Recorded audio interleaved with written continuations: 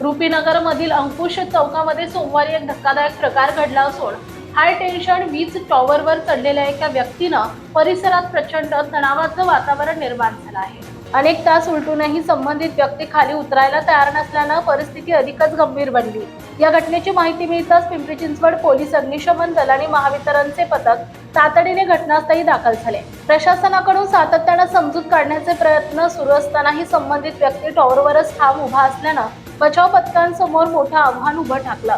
दरम्यान अग्निशमन दलानं संभाव्य दुर्घटना टाळण्यासाठी जाळी आणि इतर बचाव साहित्य सज्ज ठेवलंय। मात्र टॉवरची उंची आणि गुंतागुंतीची रचना यामुळे प्रत्यक्ष बचाव कार्य अत्यंत कठीण ठरत असल्याचं अधिकाऱ्यांनी सांगितलंय।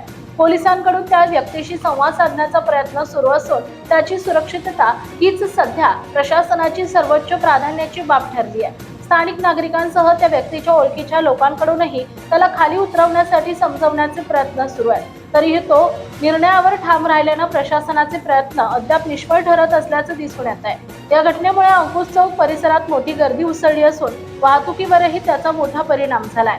विशेषतः भक्तिशक्ती चौक ते त्रिवेणी नगर दरम्यान प्रचंड वाहतूक कोंडी निर्माण झाली आहे। परिस्थिती नियंत्रणात ठेवण्यासाठी पोलिसांनी काही मार्गांवर तात्पुरते निर्बंध लागू केले आहेत। नागरिकांनी अफवा पसरवू नयेत आणि घटनास्थळी गर्दी टाळून प्रशासनाला सहकार्य करावे असं आवाहन पोलिसांकडून करण्यात आलंय।